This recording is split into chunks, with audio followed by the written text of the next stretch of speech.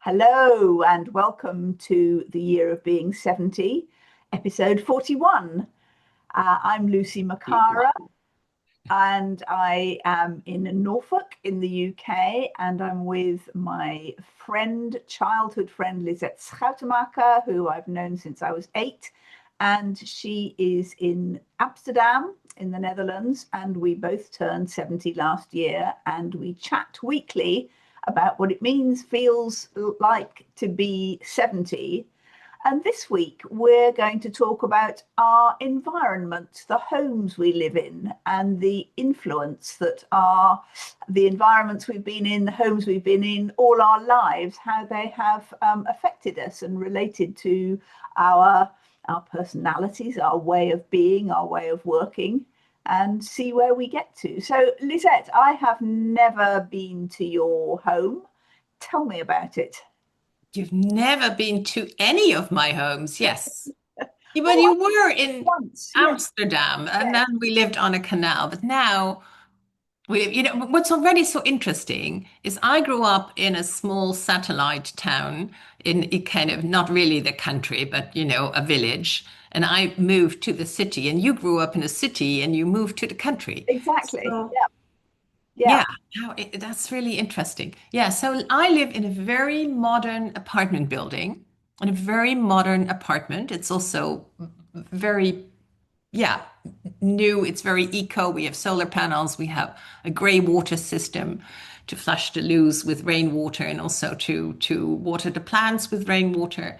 We have very good insulation, and so we are kind of minimum energy house, and it's very light. It has windows on all sides. We've lived here for 2 years now. I've lived in the city center of Amsterdam for 40 years, and I really had to adapt to go across the river. And yeah, but I love it here now. It's also a bit of a pioneering place. I see a lot of construction that is now not happening because of holidays. But I like that there's a lot being built because that means there's more shops and cafes and restaurants, and I like city life. How about you? Well, I was brought up in the city. I was a London girl, a Chelsea girl, for a long time, and so yes, I used to love city life, and I lived in cities until I was in my mid 40s. Essentially, I had a couple of outings where I went to university in Liverpool and then in Leeds, both of which I love, particularly Liverpool. And then I went to live in Australia So, for what do you love about Liverpool? I've never been. It's only the city the Beatles hail from. That's all I know yeah. about Liverpool. Well, it's gosh, I mean, I was there such a long time ago. I mean, I was there when the year I was 19, Yeah. so many, many years ago. But it's a very it's kind of redolent with history, and I mean, not sort of historical history, but it has a real character, Liverpool. It has its own very specific accent. I don't know if you'd recognise a Liverpool accent if you heard one. Liverpudlian, is that it? Liverpudlian, yes, Liverpudlian. camp. It's called. And for me, it was also it was also a kind of when I went there to university. I don't know why I'm sort of heading back into Liverpool here. It was a very rundown city as well, and that for me, ridiculously, that had a sort of nostalgic feeling in a way. I mean, not nostalgic for anything I remembered, but it was. I don't know. I suppose I had come. I mean, it was really my first experience of not being in a fairly posh environment, a big house. And I moved into a hall of residence, which was Hmm. a hall of residence, nothing special about it. But I quite quickly, I don't know. What is a hall of hall of residence? I residence, mean, that's a term that I have no idea what it is. sorry, Maybe it's from Harry Potter, I can imagine what it no, no, is. no, it's not. I don't think Harry Potter's been to a hall of residence. It's where university students live. So Okay. A nothing. hall of residence. You, the British, I have to give it to you. I mean, we used to live like in rooms, but you live in a hall of Well, residence. I mean, it was a block of flats, basically, Yeah. a block of one-room flats. Nothing. I think the one I was in has been knocked down now. Anyway, it was called Roscoe and Gladstone after, I don't know, prime ministers or something. But it was yes, but I wasn't in there for very long because I met Rob, my boyfriend then, fiance then, husband, and I moved in with him, and he was living in a very um, battered old house over a shop. It was, the cheapest of the cheap kind of student accommodation, but it was typical of Liverpool university students at that time. It did not have any hot water. If you wanted hot water, you Really? had to light a fire downstairs, and it would heat the boiler. That's how But old. light a fire with gas or No, would you no, need to collect wood in the woods? yeah, coal I think would have been used, but Coal. yes, And this was the 70s. yes. Just It was probably. imagine what we have lived through in our 70 years, how things have changed because now we don't even in our house have radiators. We have, Well, you may heating. not. I do, and I also have coal fires as well and wood fires. I mean, I have a wood. Really? You burn wood? Yes, yes. Oh my Oh, sorry, goodness. Lisette, this is terrible. And worse still, sorry, I'm really digressing now. Worse still, our heating system is oil in my house because Wow. we're not on gas. Um, Wow. I think the Netherlands, because we found gas, all of Netherlands was kind of gasified, but now we're all electrifying. yeah. And Well, our heating actually comes from the burning of the waste, and that comes into oh, that's I'm our certain heating. as a country, you're much more eco-friendly than us. But I happen to live in a 17th century farmhouse in a village in the middle of nowhere, and we are Yeah. not, there is no gas in the village. We are not on the gas pipeline. Maybe you can just skip that and go to electricity, all at Yes, once. yes. Do you have solar panels? No, because our house is too old. It's what's called, it's listed, it's grade two, Oh, so we can't, we yeah. can't put stuff on the roof that disfigures Yeah, it. in Dutch we call that a monument. It's on the monument list, and then you can't do it. When we lived in the city center, we couldn't do it either. Oh, right. No, exactly. I mean, my house is very far from a monument, but yes, it is, it is old enough to be listed, and Yeah, you can't yeah, do things to it. But no, going back to Liverpool in 1973, I think the house that we were living in, it was probably condemned. I mean, it probably wasn't, an acceptable living place even then, but that was where students lived. wow. So we wouldn't have had a shower anyway because showers didn't exist in the UK at the time. Really? No, no, we would have had bath. Wow. There was a bath, but we couldn't. I mean, if you wanted a bath in that house, you'd have had to boil a million kettles and pots and pans on the cooker and light a fire. So we would go and have baths in the student union. That's Wow, Lucy. So I lived in my student days, I lived in Leiden. I studied in Leiden and I lived in what we called a girl's house. And I moved from one to the other. And but we had to share showers with I think there were two showers on our floor for 12 women. But we had showers, we had hot water, my goodness. I know this wasn't really normal. This wasn't Oh, okay. this was just very impoverished student living, Yeah, and yeah. sort of whatever could be afforded kind of thing. So, but it was a house with a lot of character, and people were around there a lot, and it was, yeah, I mean, obviously I was kind of, I'd fallen in love with Rob, and he was It living. was all well and Yeah, it was all, romantic, and yes, this exactly. is what we're doing, very far away from Chelsea Square. Absolutely, very far away. Yeah, indeed. I don't think my parents ever went there. Um, No, they never came.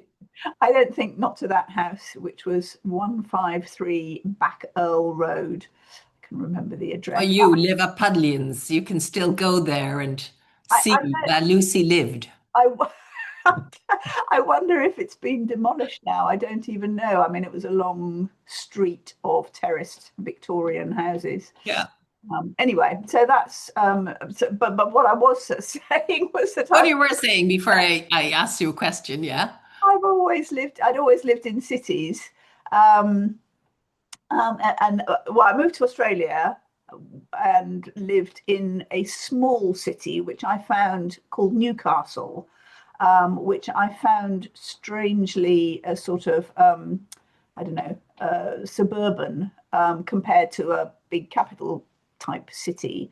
And then we moved to Sydney, which I kind of found much more enjoyable, I suppose. But And in Sydney, did you live like in an apartment in the city centre? Did you live in the suburb? Where did you live? we lived in, funnily enough, we lived in a very a kind of British in a way terraced house.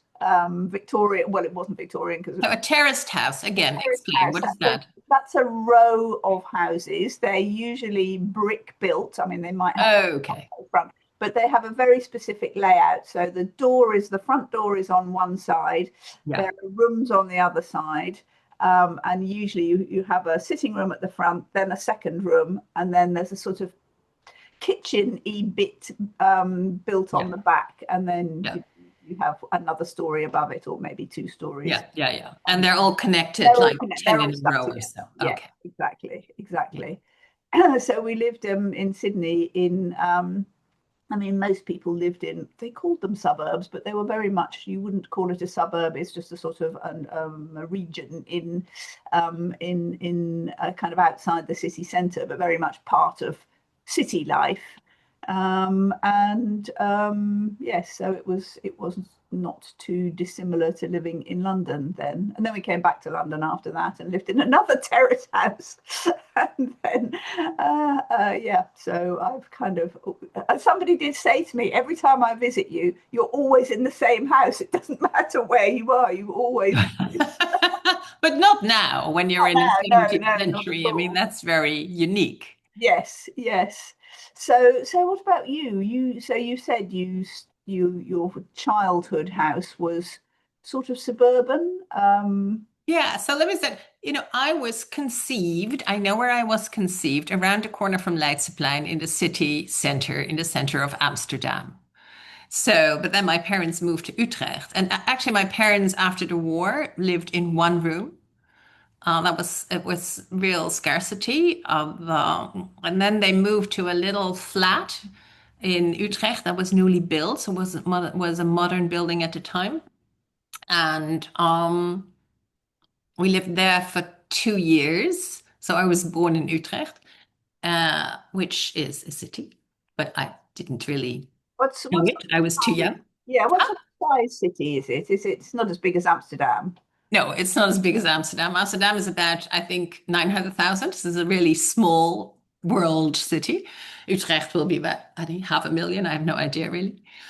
And it's an old town with many monasteries and things, but I didn't know that. And then my parents, when my brother was born, bought a house in a small kind of satellite village that was created like in the 1900s. It was woods and you know pastures and heather, and they created a little village there for people for men mainly, to work in Utrecht and then commute, and then for women and children to have a safe and beautiful life in Bilthoven. And that's where I grew up. And our first house was two houses joined together. You must have a term for that. We call it twee onder één kap, two Oh, under oh, I one see. roof. Yes. So I mean, it wasn't too. Yes, yes. I mean, that's. We do have a term for it. Completely gone over Anyway, my head. But yes, in the beginning, I had a bedroom I shared with my sister. We had one bathroom, not a shower, indeed. We had one bathroom which had one sink, a bath, and the toilet in it. And so the five of us, my sister was born not long after my brother. So, in the morning had to all get ready for school and things in the one bathroom. And then my parents kind of fixed up the house and built out the attic. And I had a pink pale pink room up in the attic with my own sink. I was like a princess up there. It was unbelievable that I had this. And yeah, and then when I was about, I don't know, 13, we moved to a house my parents built. So that was also very new, very modern, and very big. And then my sister and I had our own shower, and the boys had their own shower, and my parents had like a master bathroom. And also when they were digging, for the basement of the house, my parents thought, oh, they might as well dig another hole. And then so we were one of the very few people then with a swimming pool, which hugely affected my life Of because course. everybody wanted to come and visit me. And oh, they happened to have their bathing costume with them. How strange. Oh, I just so happened. So Yes, uh, you became a social hub. we became a social hub. Absolutely. Yeah.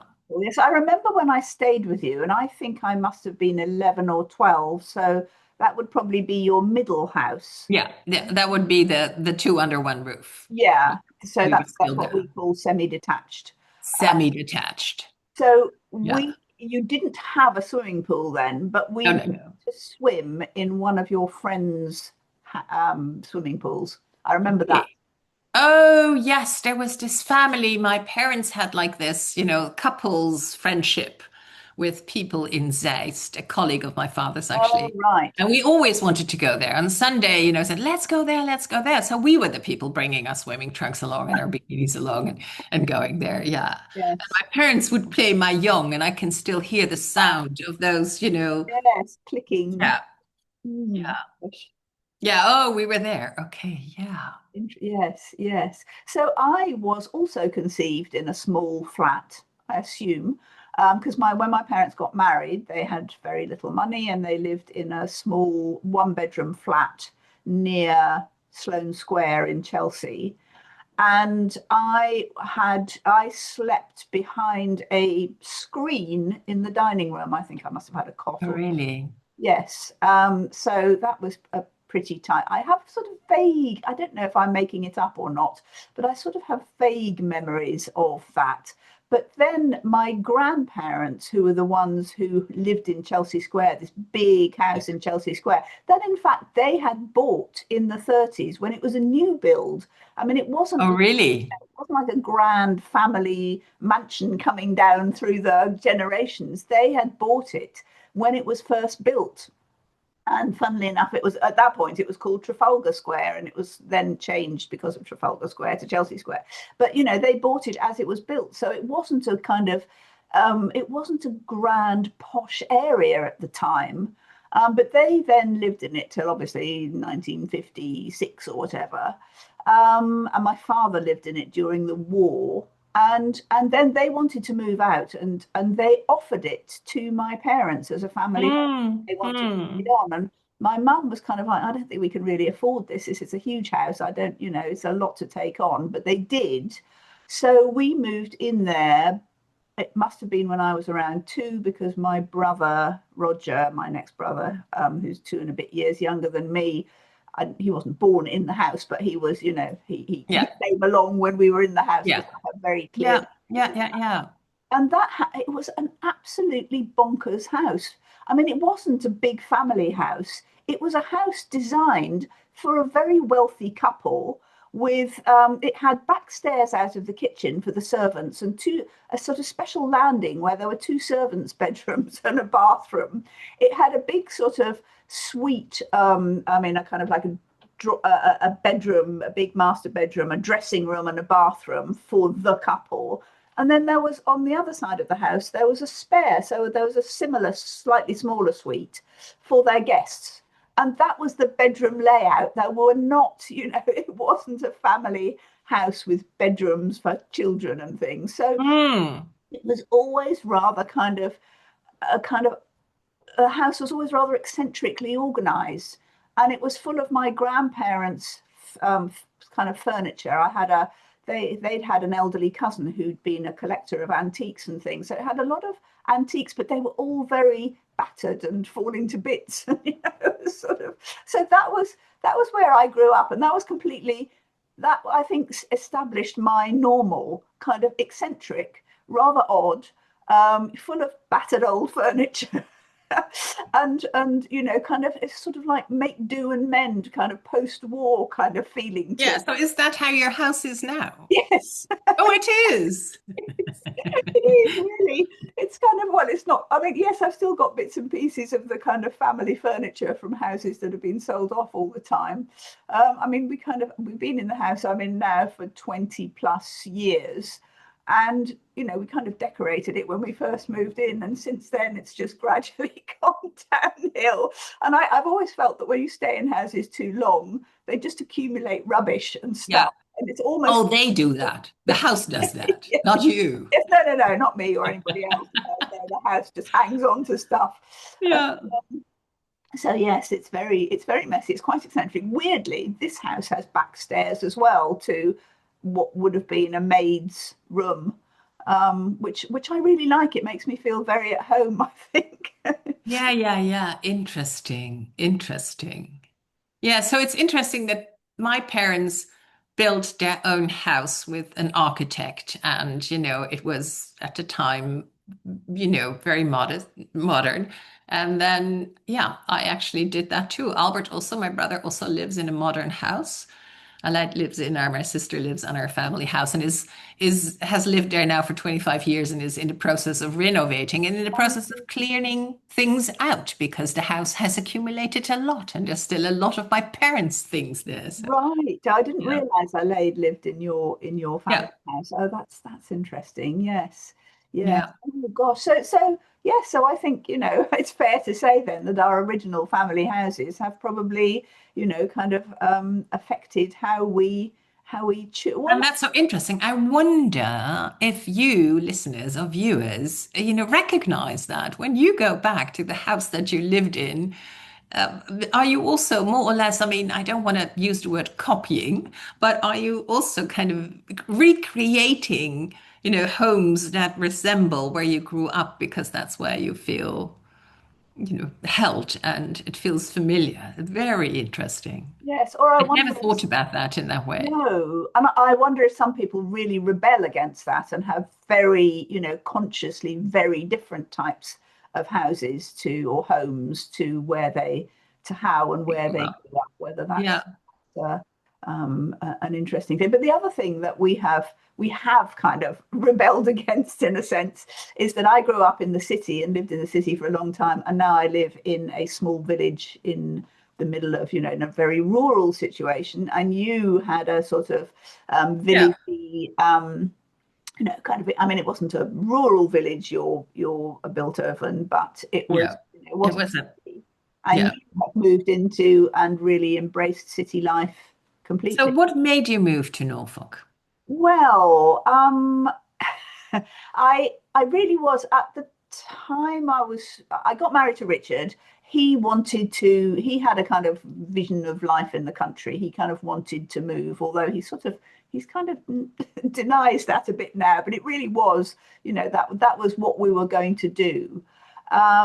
So that was the plan, and then things like having children didn't quite go to plan, so it took a bit longer to adopt and stuff like that. But we did when our first daughter was 4, we moved to the country and Norfolk because I wanted to be. My mum was living in Suffolk, and so I kind of had this feeling that we should be near her. Also, I Norfolk. don't know where all that is. No, it's In England, I basically know London, and then there's Wales on the outskirts there, and then there's Scotland up high above, and kind of Liverpool, yes, Cambridge, yes. all not so far from. Well, if But you otherwise, if you picture a map of Britain, uh, yeah. and you see it as an old lady riding a pig. Oh, I've never seen that, but yeah, okay. Okay, so the East Anglia is sort of the pig's bottom, if you like. It's the round bit sticking out to the right, sort of low I below the think the centre. White Cliffs of Dover is what Yes, I it's see not the there, White but Cliffs of Dover. It's up and right from the right White Cliffs okay. of Dover. Yeah, but where is Norfolk and Suffolk? So Suffolk is on more. It's more to the right if you're looking at the map of so Yeah, East so to the Anglia is east. sort of Norfolk, Suffolk, and Essex mostly, and possibly a bit of Lincolnshire. So Norfolk is further. Oh gosh, I don't know. My geography is so bad, even in my own area. But it takes you 3 hours to drive up to London and It you drive north. usually, I mean, depending on traffic, I can do it in 2.5. Yes, Yeah, but okay. it's sort of it's not. It took me an hour and a bit to drive to Aldborough, which was where my mum was Where living, your mother was. Oh, okay. and Now I where get it. I Now also I get grew it. up with our, But it was basically your husband who wanted to move to the country and had an image of life in the country. he did. And does reality and his image, are they the same? Probably not, but I also had this romantic idea that I would, when I was a sort of teenager, I think, and I wanted to be a writer. That was in my head, and I thought that I would live in the country. Then that was, I always had this kind of vision that I would end up being a novelist living in the country. That was my kind of long-term vision. But I didn't really want to do that for a very long time. I could never understand, if you drove outside London, I would look at suburbs and country villages that we drive through, and I think, what on earth do people living here do? I couldn't kind of conceive of life outside a big city, really. And it wasn't till Vika was came along, and obviously Richard liked sort of dogs and being outside and gardening and stuff like that. But also London was very full and very sort of full of cars, quite dirty at that point. And I also felt that I didn't want to be there anymore, and I wasn't really taking advantage of the cultural things that were going on, and so yes, I also at that point really had this vision of living in the country. And for me it sort of pretty much has. I mean, it's not like kind of it's not like the Archers. That kind I of. don't know the arches. Very, very British. You refer to these things that other people have really no conception of. You told me that you did, that a friend of yours, it's a radio I know a friend of mine has listened to it for the past 30 years every day and yes. is very stuck in his way in that, but I have no clue what it Well, is. it's kind of life in a village in a British in a British. Oh, okay.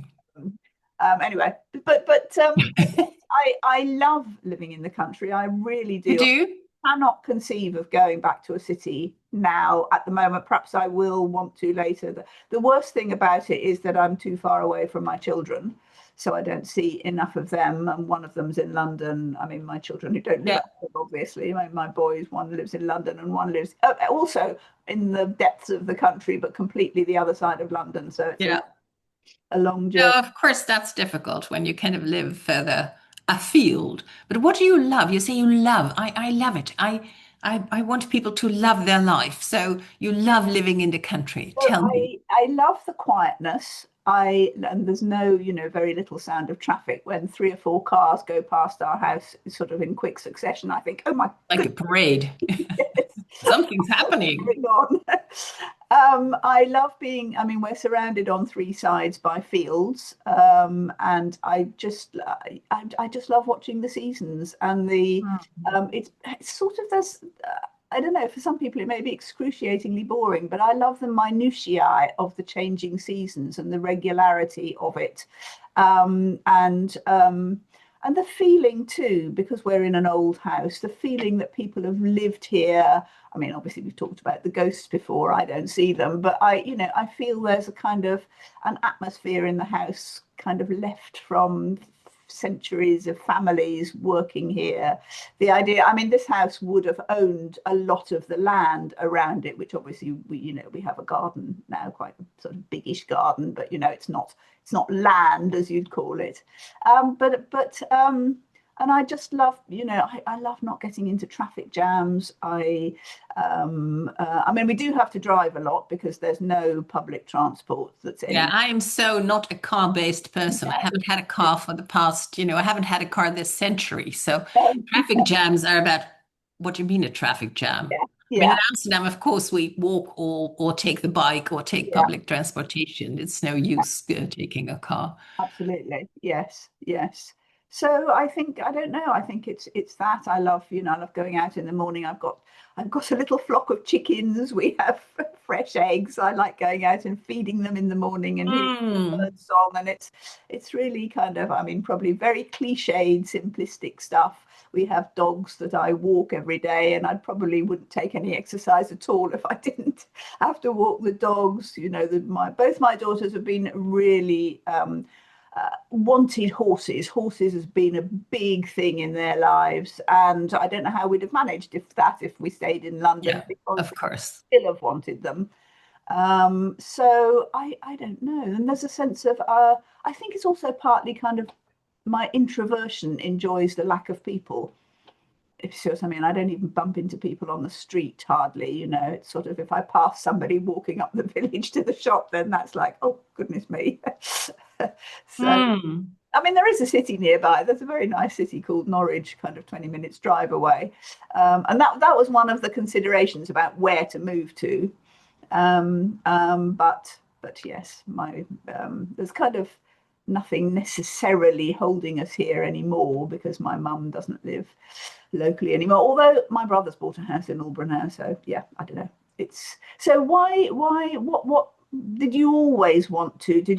Were you always one of those children, teenagers who wanted to move out of the constraints of a small village, suburban environment and saw the city as a exciting place to be? I don't know because you live where you live and that's where you live, right? But Yeah, when I was 16, I got one of these little kind of mopeds, motorbikes.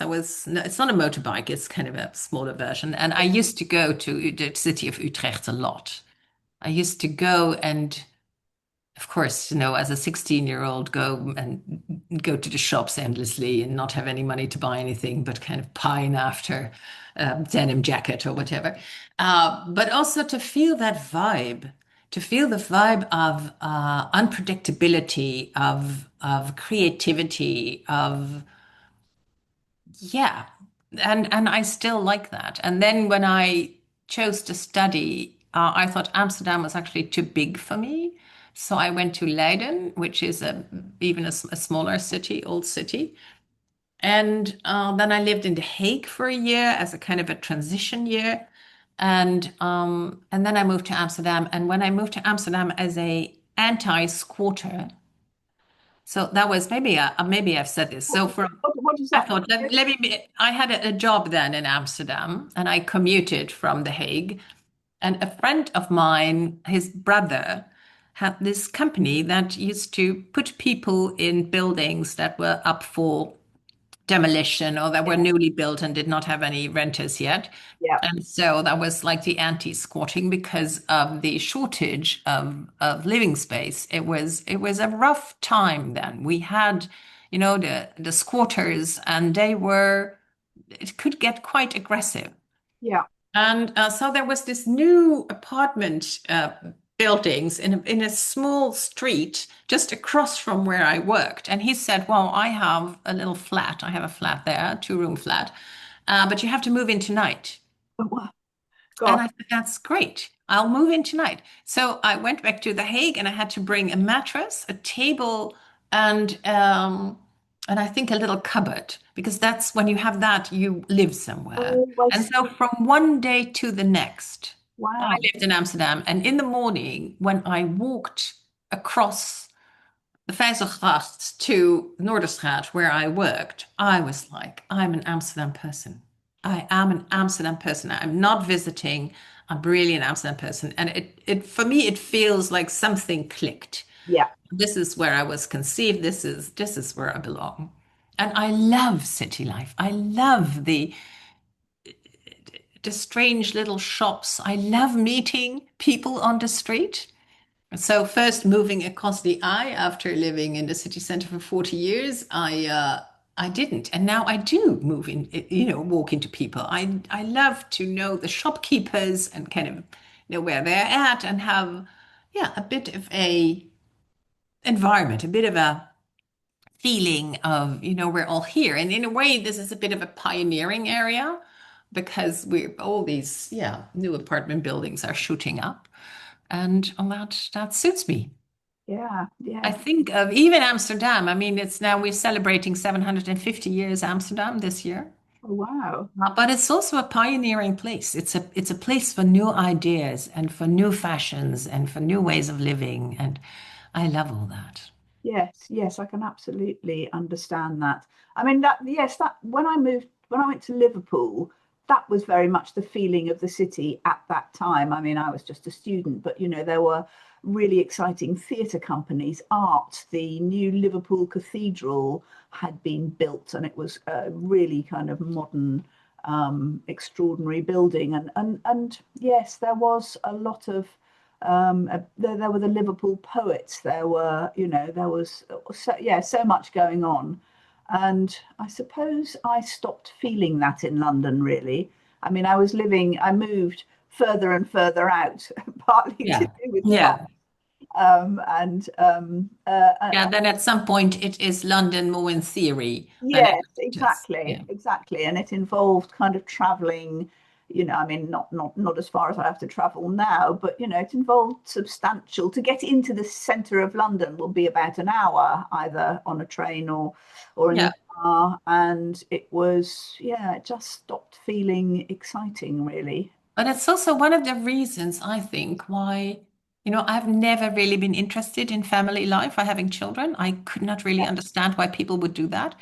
But also, when people do that, very often they move out of the city because then yeah, horses happen or dogs happen or, they want another kind of life. And yeah, that has never appealed to me. So in a way, city life and childless living or having no children, the no parent path kind of are also well suited. yes, yes. That's really interesting because I've brought up two separate families, if you like. So my sons were brought up very much in London. They went to London schools. They were very much, they grew up in London. James still lives there, and I think very much feels a Londoner. And then we brought up two girls in the country, going to a little village school, which I think actually was incredibly appropriate and a very good, secure, safe, not too overwhelming place for them. I mean, I don't know that they would necessarily agree, but I don't think either of them have any interest in living in cities now, and probably never will. Hmm. So I do think it really does, your childhood environment, city, country, different kind of houses you live in, it really does influence you, and kind of set your neurology, if you like, your Yeah. expectations of how life and your environment should be. Yeah. It's Yeah. Interesting. Interesting. But also, when we were students, it was like a mere 30 years after the end of the war, right? Yeah, And for people who are 20, 30 years, it may be a long time, but it's not such a long time for us now from this vantage point. But also, the way you lived in Liverpool and, the way my parents lived, although they kind of climbed out of it quite quickly, is still so marked by that war. And it makes you think of yeah, wars, and destruction happening now, how long it takes for, yeah, for people to kind of come to a level of good housing. yes, Just to take yes, that, absolutely. I mean, apart from trauma and other things, to come to a level of finding a place that is good and safe and Yeah. healthy again. Yes, I mean, I absolutely remember when I was, probably below the age of 5, that living in Chelsea, there were lots of still results of the war, bombings, new houses being built slowly but surely, but also, kind of gaps in the street, fences, the iron. London was bombed relentlessly, Yeah, yeah. relentlessly. Yes, and actually that's why Liverpool was so run down. Now I kind of think about it. Liverpool was still extremely war damaged when I moved there, Yeah. in 1973, and there was this most beautiful street called Upper Parliament Street, which had the most exquisite houses, and they were all lived in. They were squats. They were all lived in by Yeah. students. They would have been incredibly grand houses, and I'm sure they've been, kind of repaired and are now wonderful again. But it was, Well, that's all happened also in our lifetime. When I talk about Amsterdam, which is now overrun by tourists who all go to this 17th century city center and admire it. When I came to Amsterdam, so that was in 81, parts of town and certainly also on the canals, houses were kind of held up by beams so they wouldn't fall apart. And it was when I bought my first house, I bought it in blah, blah, blah, 1990, I was 36. And I bought a house on a canal, which was actually not so very old. There had been a fire in that area, so it was from 1910 or so. And a five-story house. And wow. someone said to me, "Why would you want to live in that old, derelict part of town?" And now, what was it? Yeah, 90, so 35 years later, all the buildings have been done up and look good and happy. So, yeah. Yeah. Yes, and actually, I mean, thinking about it, the house that we lived in Liverpool, I mean, it was a row, a street of very, very, it was working class houses, working class people living in them. And although ours was probably worse than most, I mean, that was the situation. It wasn't, there still could have been outside toilets, in the backyard. I mean, there probably weren't, but like some of them could have, it wasn't far from that time. And, not people, when people, had a bathed in a copper bath in front of the fire in the living room from heated. I mean, it just wasn't that far away. Uh, Yeah. and yes, it has. And now I go to London and it's almost unrecognizable as the place I grew up in. And in a way, I like to preserve my more nostalgic view of it when, the old buildings were the big buildings and now they're completely, things like St. Paul's Cathedral or, they're completely dwarfed by the massive, massive, tall, I mean, they're not even, Glass and yes, exactly. structures. Yeah. And whereas I can see there's beauty and excitement in some of those, at least, it just doesn't. It kind of, I like to preserve my 1950s, 1960s kind of Yeah, view. so there's another thing, right? So you were raised in this house that wasn't so old, but it felt kind of old with furniture that, was kind of let's make Yeah, do, even if it cupboard doesn't really open well anymore, we'll do it anyway. And I was brought up, and so my parents were very much of innovation, of modernity, of building up society, and so I love new structures. I love modern architecture. And I do like St. Paul's Cathedral, but I do, yes. and not all modern architecture, but not all old buildings are pretty either. No, no, you're absolutely right. So No, I have no nostalgia at all. no, no, that's interesting. Yes, Yeah. yes. I think, former times when you read, even when we're talking about, I mean, how the circumstances were and how much poverty there was and how much filth and ah Yeah, no, no, no, it wasn't. how many health issues, how many children died, how many women died in childbirth. I have no nostalgia at all to those times. No, no, no. I know. I completely agree with you. Sort of personal nostalgia. I'm Yeah. sort of stupidly sentimental. I mean, I wouldn't want to, even if I was offered the chance, to go back and visit one of the houses I lived in as a child. I Oh, don't, you wouldn't want to go back and visit it? no, I don't want to see what people have done to it. Oh, really? I find it so interesting what people have done with it. Yeah, I mean, this is, well, it's a sort of part of me that is interested. I kind of feel that if I do that, I might lose my very, very. I have a very, very kind of precise memories of the Yeah. feelings and the even the way a door handle clicked, or sort of the physicality of a house. And Yeah. I mean, I probably, I mean, there's no reason that my memory would be lost by that, but I sort of feel that's the house I want to remember. Yeah. And I was in a building the other day with my former partner with whom I had my communications agency. And in that building, Christie's is there now, and they had an exhibition. She lives in The Hague, so I said, "Come to Amsterdam. We can go and pretend to see the exhibition whilst we're really looking at what they did to the space where we had our offices." And Yeah. it was really interesting to see it. But also more personally, of course, my sister, when she moved into our family house, I mean, she did modernization. She changed it, and she's changing it now. And no, that does not affect me. No, it No, does not affect no. me. No. Interesting. Yeah, but you have a much more precise memory than I have. I mean, in general, from Yeah. things.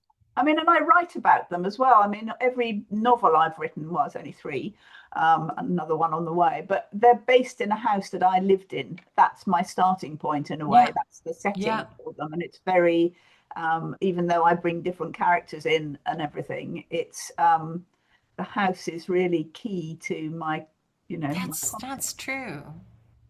So, Whereas I think my work is more about how can I understand my life and my inner workings better, yeah, so I'm free to move ahead. yes. Also, Yes, I think and you offer those insights to other people. Yeah. Also, I think you live in a less corporeal, more spiritual environment than I do. So you don't really need to hang on to the kind of physical. I don't know, the physical world maybe doesn't affect you so much as it affects me. Although for me, spirits live in, I mean, even though I have no, Yeah, yeah, they also are spirit, attached to things. Absolutely. Yeah. yes. So Yeah.